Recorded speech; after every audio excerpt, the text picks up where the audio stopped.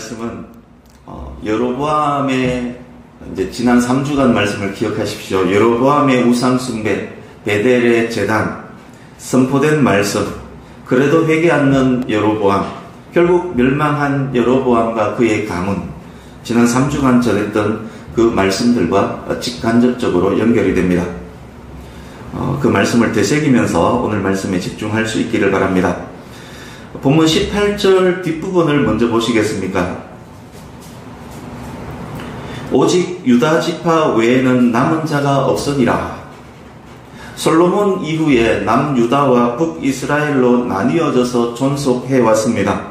이스라엘의 초대왕, 나누어진 북이스라엘의 초대왕이 3주간 나누었던 주인공 중에 하나 여로보암이었습니다. 그런데 오늘 본문 18절에서 유다 지파, 즉 남유다만 남았다라고 말씀합니다. 이게 무슨 말씀입니까? 열왕기하 17장에 이르는 현재 북이스라엘은 망했다는 이야기입니다.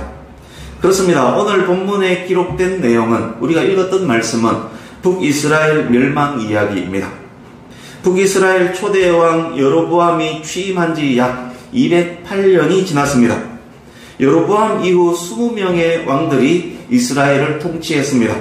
210여 년간 이어져 오던 북이스라엘이 결국 망합니다.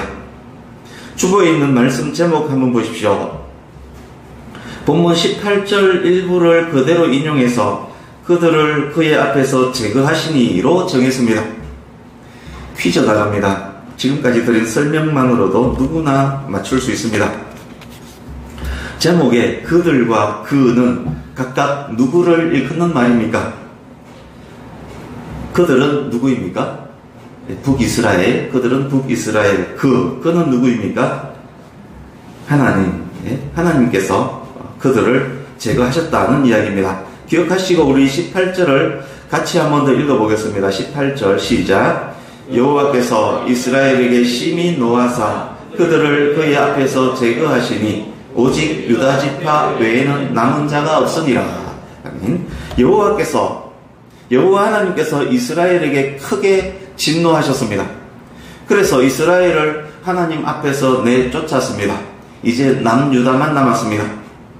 하나님께서 이스라엘에게 진노하신 이유, 북이스라엘이 진노하신 하나님 앞에서 내쳐진 이유, 북이스라엘이 망했던 이유, 그것에 대한 내용이 오늘 본문입니다. 말씀을 들으실 때 오늘날의 대한민국과 대한민국의 지도자들, 대한민국 교회들과 성도들, 우리들의 가정과 삶을 살피면서 본문을 통해서 우리에게 하시는 하나님의 말씀, 그 말씀에 영의 귀를 쫑긋해서 집중할 수 있기를 바랍니다. 아마 그 음성이 들릴 것입니다. 1절에서 6절을 먼저 보십시오. 17장 1절에서 6절. 본문 자료와 그리고 역사적 자료를 취합해서 1절에서 6절을 간략히 설명을 드리겠습니다. 북이스라엘의 마지막 왕은 호세아입니다. BC 732년부터 722년까지 통치를 했습니다. 호세아는 아수르의 디글랏빌레셀 3세에 의해서 왕으로 임명되었습니다. 아수르가 세운 꼭두각시 왕이었다는 말입니다. 아수르의 조공을 바쳐야 했으면 당연합니다. 당대의 패권을 가진 나라가 아수르였습니다. 그런데 그런 호세아가 아수르를 배신하고 애굽과 이집트, 오늘날 이집트, 애굽과 동맹을 시도합니다. 아수르에게서 독립하기 위해서 애굽과 친분을 맺었지만 당시의 애굽에게는 이스라엘을 도울 만한 여력이 전혀 없습니다. 결과적으로 애굽으로부터는 어떤 도움도 받지 못하고 아수르의 화만 돋우는 그런 결과를 낳았습니다. 디글랏빌레셀 3세를 이어서 왕이 된 아들이 살만에셀 5세입니다. 그 살만에셀 5세가 그런 호세아 왕을 사로잡아서 감옥에 가둬버립니다. 그리고 북이스라엘을 침탈하고 수도 사마리아를 3년간 포위합니다. 이스라엘은 BC 722년 아수르에 의해서 망합니다. 이스라엘을 멸망시키는데 공을 세웠던 사람은 살만에셀 5세를 이어서 왕이 된 그의 동생 사르곤 2세입니다. 기록에 의하면 이스라엘이 망하고 아수르로 포로로 끌려갔던 이스라엘 백성의 수가 27,290명이라고 고대 아수르 문헌이 그렇게 기록을 합니다. 1절에서 6절 설명에 의할 때 이스라엘이 멸망한 이유가 무엇입니까? 사회학자, 정치학자, 역사학자가 1절에서 6절을 근거로 이스라엘 멸망 이유를 분석한다면 아수르의 확장 정책, 호세아의 국제정세 분석 미흡, 호세아의 외교력 부재, 호세아의 정치력 부재, 호세아의 외교 실패, 그렇게 등등 그렇게 그것이라고 말할 것입니다. 맞는 말입니다. 국제정세 속에서 약한 국력의 이스라엘이 외교와 정치에 실패한다면 아수르의 밥이 될 수밖에 없었을 것입니다. 그렇지만 그것이 전부가 아닙니다. 그것이 진짜 이유도 아닙니다. 1절에서 6절 기록은 표면적 이유일 뿐입니다. 그것보다 더 근원적이고 더 중요한 이유가 있습니다. 오늘 우리가 관심을 둘 부분이 바로 진짜 이유에 대한 것입니다. 7절에서 23절 기록이 바로 그것에 대한 것입니다. 그것이 훨씬 중요하기 때문에 역사학자, 사회학자라면 1절에서 6절을 훨씬 더 길게 기록할 것이지만 성경은 1절에서 6절보다 훨씬 많은 지면, 7절에서 23절 지면을 활용해서 그 진짜 이유를 기록합니다. 이제 7절입니다. 이 일이 이렇게 된 것은, 이 일이 1절에서 6절처럼 표면적으로 나타난 것은 이란 말로 진짜 이유를 이제 설명하기 시작합니다. 애굽에서 구원하셔서 약속의 땅 가나안으로 인도하신 여호와께 범죄하고 다른 신들을 섬겼기 때문이다 라고 맨 처음에 그 이유를 알려줍니다. 8절, 여호와께서 이스라엘 백성 앞에서 쫓겨나게 하신 가나안 사람들의 규례를 행하였기 때문입니다. 여로보암이 행했던 그 일들을, 금송아지 숭배하며 이방 종교와 타협하는 그 일들을, 자기 정치적 목적을 위하여 종교를 이용하고 가짜 율례를 세우고 행했던 그 일들을 뒤따랐던 이스라엘 여러 왕들이 행했기 때문입니다. 하나님 외에 다른 신을 섬기는 것은 제1계명 위반입니다. 하나님의 백성 이스라엘이 세속 가나안과 타협하려 했습니다.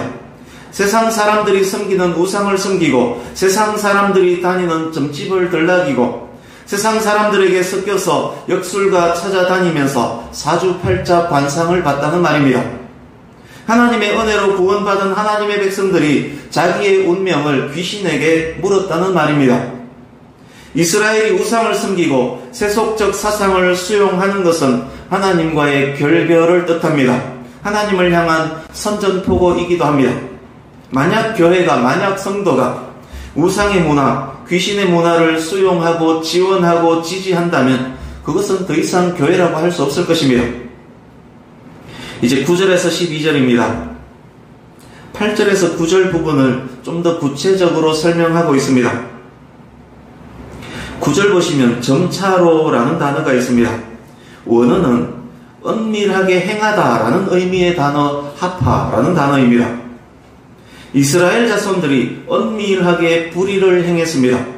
여호와를 거역하고 은밀하게 시골에 있는 망대에다가 우상 숭배를 위해 작은 산당들을 지었습니다.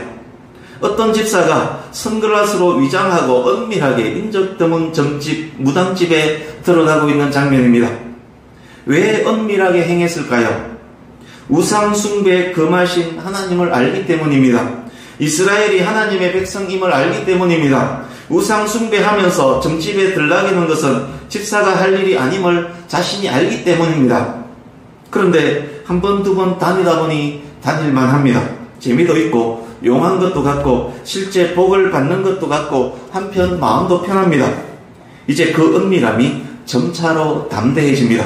이 은밀하다라는 단어를 우리 성경에서 점차로 번역했던 이유가 아마 그것일 것입니다. 처음에는 은밀히 행하다가 나중에는 담대하게 행합니다. 이젠 선글라스 벗고 다닙니다. 인적 드문 점집이 아니라 더 유명하고 많은 사람들이 오는 곳으로 갑니다. 다른 집사도 꼬드겨서 함께 갑니다. 시골 망대에 세우던 작은 산당을 이젠 사마리아 시내 한복판에 각 도시에 크게 짓습니다. 보란듯이 대놓고 우상을 숭배합니다. 작은 산에서부터 큰 산에 이르기까지 꼭대기란 꼭대기에는 목상과 아세라상이 있습니다. 동네마다 산마다 그럴싸한 나무가 있으면 거기도 우상을 세웁니다. 동네 입구마다 선앙당이 있고 쌓아놓은 돌무더기가 있고 신성시 여기는 나무 신목이 있고 거기에 장성이 서 있습니다. 이 일은 여호와께서 가나안 점령하기 전에 이스라엘에게 이미 여러 번 금지하셨던 명령입니다. 그러기에 이 일은 더욱 여호와를 경록케 한 일이 됩니다.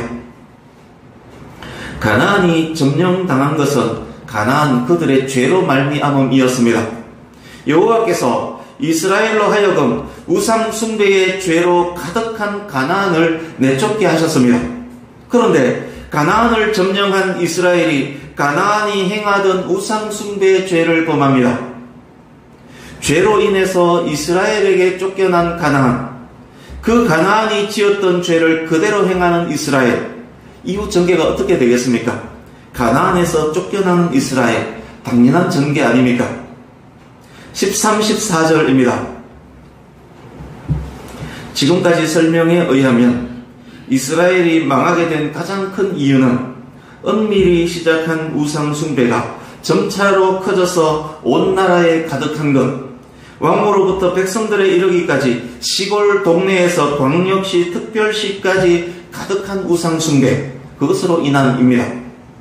또 다른 중요한 이유가 13, 14절에 기록되어 있습니다. 200여 년 전에 유다로부터 온 하나님의 사람이 베델 제단에서 여로보암 왕에게 직접 하나님의 말씀을 전했습니다. 그러나 여로보암은 듣지도 회개하지도 않았습니다. 하나님께서는 그 이후로도 계속 선지자와 선견자들을 통해서 말씀하셨습니다. 엘리야를 통해, 엘리사를 통해, 요나와 아모스와 호세아를 통해서 말씀하셨습니다. 방금 읽었던 선지자가 모두 북이스라엘에서 활동했던 선지자입니다. 선지자와 선견자들이 회개하라, 악한 길에서 돌이켜 하나님의 율법과 말씀에 순종하라, 200여 년 동안 줄기차게 외쳤습니다. 그러나 듣지 않았습니다. 순종하지 않았습니다. 오히려 더욱 목을 빳빳하게 했습니다. 이스라엘이 망하게 된 가장 큰 두 번째 이유, 하나님 말씀에 대한 불순종입니다. 이제 15절과 17절입니다. 말씀드렸던 두 가지 큰 이유는 서로 연결이 되어 있습니다. 우상을 섬기니 하나님의 말씀이 귀에 들어오지 않고 하나님 말씀에 순종하지 않으니 우상에게로 향한 것입니다. 서로가 서로에게 원인과 결과가 되고 더 큰 원인과 더 큰 결과가 또 되어서 악순환하는 그런 구조입니다. 하나님의 말씀을 버렸습니다. 연기처럼 이슬처럼 허무한 것들을 따릅니다. 그들의 삶이 허망해집니다. 더욱 여호와의 명령을 우습게 여깁니다. 이젠 하나님의 말씀에 관심조차 없습니다. 아예 버려버립니다. 하나님의 백성, 하나님의 영광을 위하여, 이것은 더 이상 그들 삶의 목적이 아닙니다. 그들의 목적은 오직 나를 위하여, 오직 나의 영광을 위하여로 바뀌었습니다. 자기들의 영광, 자기들의 행복, 자기들의 안위를 위하여 지속해서 베델과 단의 두 금송아지를 섬깁니다. 지속해서 가나안의 우상 아세라 목상을 만들어 섬깁니다. 지속해서 가나안 사람이 하듯 해와 달과 별들을 섬깁니다. 지속해서 가나안의 신 바알을 섬깁니다. 뿐만 아닙니다. 몰렉 우상을 섬기며 몰렉에게 어린 자식을 불태워 바치기까지 합니다. 점집과 무당집을 찾아다닙니다. 복술과 사수를 행합니다. 사주팔자 관상에 자기의 미래를 묻습니다. 우상 숭배 않을 줄로 알았던 이스라엘이 우상을 섬기기 시작하니 가나안 사람들보다 더했으면 더했지 못하지 않습니다. 집사가 점집을 들락이기 시작하니 세상 사람들보다 더 자주 들락입니다. 열왕기서 기자가 말합니다. 그들은 스스로 팔렸다. 그들은 스스로 팔렸다. 사탄과 귀신에게 팔려 그것의 종이 되었다는 말입니다. 하나님의 백성 이스라엘이 허무하고 허망한 것의 종이 되었습니다. 예수님의 보배로운 피로 값주고 사신 귀하디 귀한 성도가 스스로 팔려서 사탄과 귀신의 종 노릇하고 있습니다. 보배를 품고 있던 그 질그릇이 스스로 질그릇 속에 보배를 내팽개치고 그 보배를, 그 질그릇 안을 오물로 가득 채우고 있는 그런 형국입니다. 여호와의 경노하심이 당연하고 당연하지 않겠습니까? 이제 18절입니다. 이 일로 하나님께서 가나안의 죄를 지은 이스라엘을 가나안을 내쫓듯 쫓아버립니다. 이스라엘이 아수르에 의해서 망합니다. 가나안에서 쫓겨서 아수르 여러 고을로 흩어져서 포로가 됩니다. 이제 유다만 남았습니다. 그렇다면 유다는 이 일과 상관없습니까? 유다는 북이스라엘과 같은 어리석은 짓을 하지 않을까요? 그렇지 않습니다. 북쪽에서 펼쳐진 하나님의 경고들과 그 경고들의 성취를 리얼하게 봤으면서도 북이스라엘이 행했던 짓을 그대로 행합니다. 다윗 후손 중에도 므낫세 같은 악한 왕들이 등장합니다. 북이스라엘 뺨칠 정도로 우상을 섬깁니다. 하나님의 말씀을 거역합니다. 이 이야기들은 열왕기하 17장 이후에 나오는 이야기들입니다. 우상 숭배와 하나님 말씀 불순종을 순환 반복합니다. 여호와 경외함이 지혜와 지식의 근본인데 여호와 경외하지 않고 우상 숭배하고 말씀에 불순종하니 그들의 무지와 무분별은 더욱 심해질 수밖에 없습니다. 정치력 부재, 국제 정세 오판, 외교 실패의 결과를 낳을 수밖에 없습니다. 결국 바벨론에 의해서 그대로 망하고 맙니다. 열왕기하 끝부분으로 가면 북이스라엘이 정치력 부재, 외교 실패했던 그 내용들이 그대로 남유다의 왕들에 의해서 반복되고 있음을 보게 됩니다. 19절에서 20절 보십시오. 남유다가 그렇게 될 것임에 대해 미리 경고하는 부분입니다. 이 경고는 또한 남유다를 향한 회개의 촉구이기도 합니다. 21절에서 23절입니다. 다시 북이스라엘 이야기로 돌아왔습니다. 지금까지 설명드렸던 이스라엘 멸망 이유의 전반을 압축해서 재진술을 합니다. 그래서 저도 반복 강조하겠습니다. 북이스라엘이 멸망한 이유. 초대왕 여로보암이 우상숭배를 했고 왕의 우상숭배는 이스라엘 전체를 우상숭배로 몰았고 후임 왕들도 여로보암 왕의 길을 따랐고 그들을 살리기 위해서 그들에게 회개를 촉구하기 위해서 가나안의 길을 걸으면 망할 것이라는 경고도 하기 위해서 하나님께서 선지자와 선견자들을 보냈지만 그들은 하나님의 말씀에 순종하지 않았습니다. 이 일로 경고하신 말씀대로 이스라엘을 하나님 앞에서 내쫓으셨습니다. 이스라엘 멸망의 핵심 이유, 우상숭배, 말씀에 대한 불순종입니다. 이제 이 말씀들을 오늘을 살아가는 세상의 많은 사람들에게 그리고 그리스도인으로 살아가는 현재의 저와 여러분들에게 적용해 보려고 합니다. 지도자가 복잡 미묘한 국제 정세를 오판해서 제대로 대처하지 못하고 지혜와 지식이 부족해서 분별하지 못하고 외교력에 정치력 등 안팎에서 치명적 문제가 만약 발생한다면 그래서 나라 전체가 위태위태해진다면 정치학자, 역사학자, 사회학자, 외교 전문가 등등은 본문 17장 1절에서 6절처럼 이유를 분석할 것이고 해결 방법에 대해서 긴 토론을 하면서 대안을 도출할 것입니다. 가정과 개인도 마찬가지일 것입니다. 가정에 문제가 생기고 개인이 하는 일들이 꼬이고 꼬인다면 그래서 전문가 찾아가서 상담하면 역시 본문 1절에서 6절처럼 이유를 분석하고 해결 방법에 대해서 길게 설명하고 그리고 상담료를 챙겨갈 것입니다. 그러나 그것이 진짜 이유가 아닙니다. 그것은 표면적 이유일 뿐입니다. 표면적 이유는 진짜 이유로 인한 결과로 드러난 것일 뿐입니다. 진짜 이유, 근본적 이유는 하나님과의 관계에서 찾아야 합니다. 그리스도인이 많은 나라라면 더욱 그러합니다.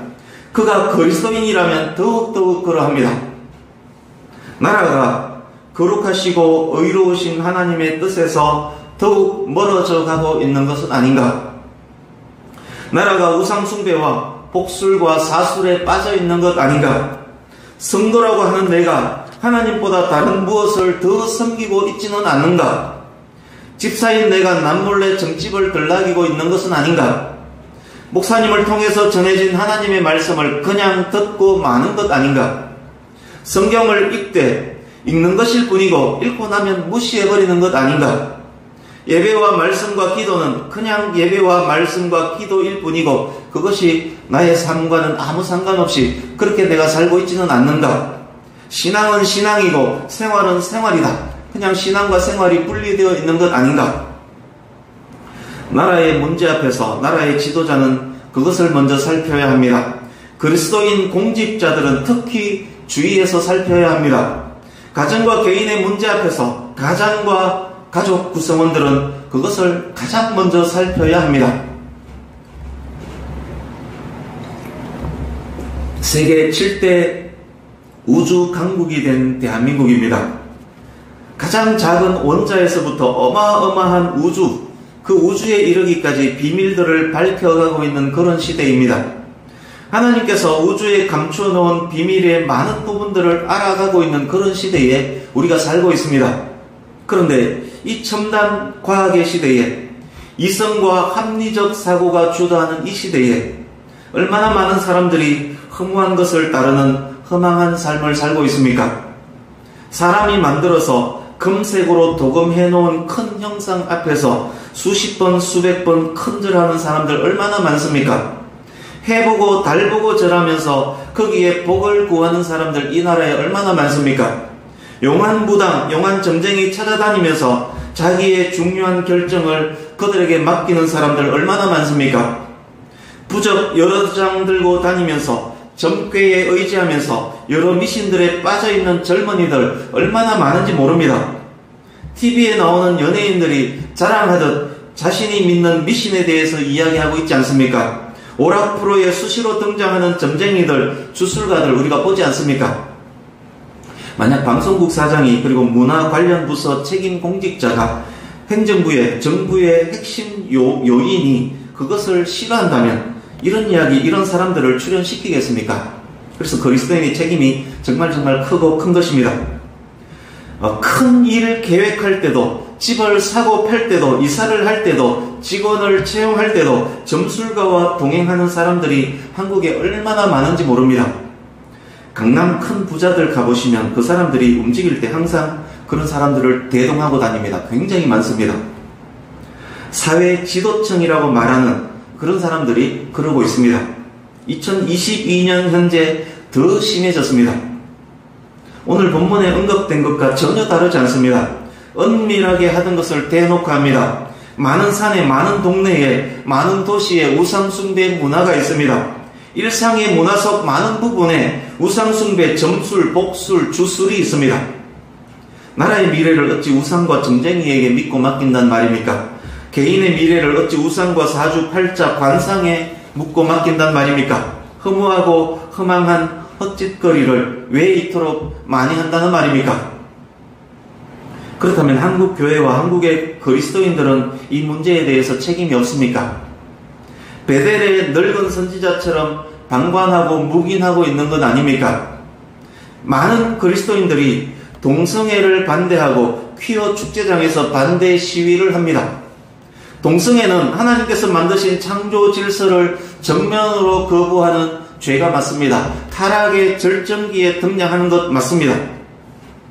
그런데 여러분, 동성애가 더 나쁩니까? 우상숭배가 더 나쁩니까? 동성애가 더 나쁩니까? 하나님 말씀에 대한 불순종이 더 나쁩니까? 동성애는 근본적인 죄가 표면적으로 드러난 것, 본문 1절에서 6절에 더 가깝습니다. 그 근원에는 더 크고 근본적인 죄, 우상숭배와 말씀 불순종이 있습니다. 그런데 왜 한국교회는 동성애에 대해서는 겉으로 반대하면서 우상숭배, 점술, 사술, 주술 등에서는 모른 척 하는지요? 왜 침묵하고 있습니까? 왜 언연중에 비밀리에 우상숭배자들을 지지하고 지원하기까지 하는지요? 교회의 책임이 굉장히 클 것입니다. 특히 오늘날 현대 교회의 책임이 굉장히 큽니다. 교회가 우상의 문화를 수용하고 은근히 지지하고 지원한다면 그것이 교회가 맞습니까? 그것은 하나님의 말씀에 불순종하는 죄가 아닙니까? 우리는 동성애를 조장하는 문화와 법규로 인해서 애통해하며 울어야 합니다. 그러나 그것보다 더욱 만연한 우상숭배의 죄악으로 인해서 울어야 할 것입니다. 오늘 본문을 통해서 우리는 확인했습니다. 이것이 계속된다면, 오래 참으시는 하나님 앞에서 그래도 계속 반복된다면 국가적 문제가 발생할 수 있다. 국가적으로 지도자에 의해서 지속적으로 계속된다면 나라에 큰 문제가 발생할 수 있다. 가정과 개인에게 이것이 계속된다면 그 가정과 개인에게도 큰 문제가 발생할 수 있다. 하나님 말씀에 순종하라. 우상에게서 떠나라. 우상 숭배를 조장, 지지, 지원하는 그곳에서 돌이키라. 회개하라. 오늘 말씀을 통해서 그렇게 말씀하고 있지 않습니까? 세상 사람들은 어떤 문제가 발생했을 때 표면적 이유를 분석하고 조치법을 찾으려 합니다. 그러나 그것은 수박 겉핥기에 지나지 않습니다. 성도된 우리는 그 근간에 있는 진짜 원인을 찾아야 합니다. 하나님 말씀으로 돌아가서 확인하고 깨닫고 회개해야 합니다. 그것이 문제의 근원적 해결입니다. 그것이 대한민국과 대한민국 미래를 위한 일입니다. 그것이 대한민국 교회와 성도의 미래를 위한 일입니다. 우리 골로새서 2장 8절을 같이 읽겠습니다. 주보에 있습니다. 주보 오른쪽 하단.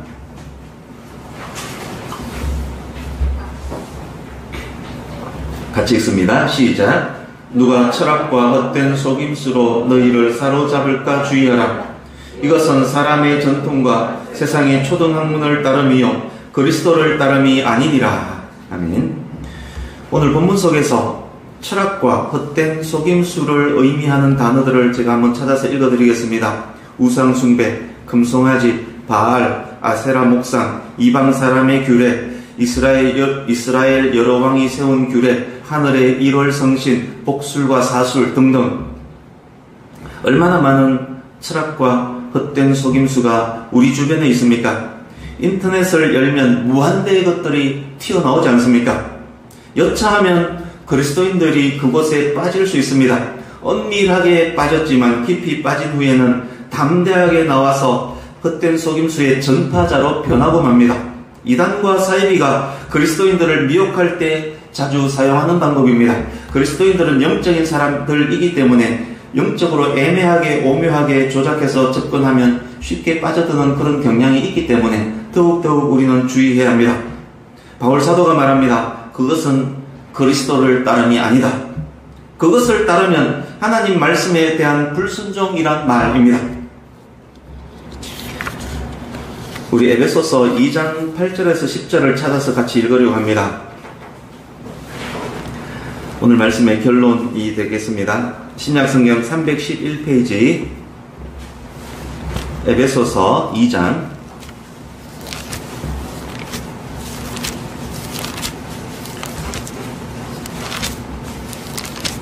에베소서 2장 8절에서 10절을 한 목소리로 같이 읽겠습니다. 에베소서 2장 8절에서 10절 같이 읽습니다. 시작. 너희는 그 은혜에 의하여 믿음으로 말미암아 구원을 받았으니 이것은 너희에게서 난 것이 아니요 하나님의 선물이라. 행위에서 난 것이 아니니 이는 누구든지 자랑하지 못하게 함이라. 우리는 그가 만드신 바라 그리스도 예수 안에서 선한 일을 위하여 지으심을 받은 자니 이 일은 하나님이 전에 예비하사 우리로 그 가운데서 행하게 하려 하심이니라. 아멘. 사랑하는 성도님 여러분, 우리는 예수 그리스도께서 보배로운 피를 흘려서 값주고 사신 그리스도인입니다. 우리는 예수 그리스도를 믿음으로 하나님의 은혜의 선물 구원을 받았습니다. 우리를 지으신 하나님께서 우리가 그리스도 예수 안에서 선한 일을 하기를 원하십니다. 우리를 지으신 하나님께서 우리와 함께 행하시는 것을 기뻐하십니다. 그런 우리가 어찌 우상을 섬긴단 말입니까? 그런 우리가 어찌 하나님보다 더 사랑하는 것이 있을 수 있단 말입니까? 그런 우리가 어찌 점술, 복술, 사주, 팔자, 관상의 미래를 묻는단 말입니까? 그런 우리가 어찌 철학과 헛된 속임수를 주목한단 말입니까? 그런 우리가 어찌 우상문화, 우상을 따르는 지도자, 그런 사람들을 지원하고 지지한단 말입니까? 우리가 어찌 대놓고 하나님을 무시하고 대놓고 하나님의 말씀에 불순종한단 말입니까? 만약 성도가 그런 삶을 산다면 그것은 하나님과 그리스도를 버리는 행위입니다. 그것은 본문 속 이스라엘처럼 하나님을 향해서 선전포고하는 행위입니다. 만약 그런다면 이스라엘이 망한 것처럼 우리도 결국 망하고 말 것입니다. 말씀을 마칩니다. 오직 하나님만을 섬기며 하나님 말씀에 순종하는 삶을 사는 성도 되기를 간절히 바랍니다. 하나님의 뜻 안에서 선하고 귀한 일을 감당하는 참된 그리스도인 되기를 바랍니다. 이 땅의 만연한 죄악들로 인해서 눈물로 기도하는 우리들 또한 되기를 바랍니다. 하나님께서 우리의 기도를 들으시고 이 나라와 사회를 용서하시고 회복시켜 주시기를 간절히 바라고 원합니다. 하나님께서 저와 여러분들을 그리고 저와 여러분들의 기도를 사용하셔서 이 나라와 백성들을 위해 교회와 성도들을 위해 아름답고 귀하게 사용하시는 그런 도구로 저와 여러분들이 쓰임받을 수 있기를, 저와 여러분의 가정과 가문이 쓰임받을 수 있기를 예수님 이름으로 축복합니다. 아멘. 기도하겠습니다.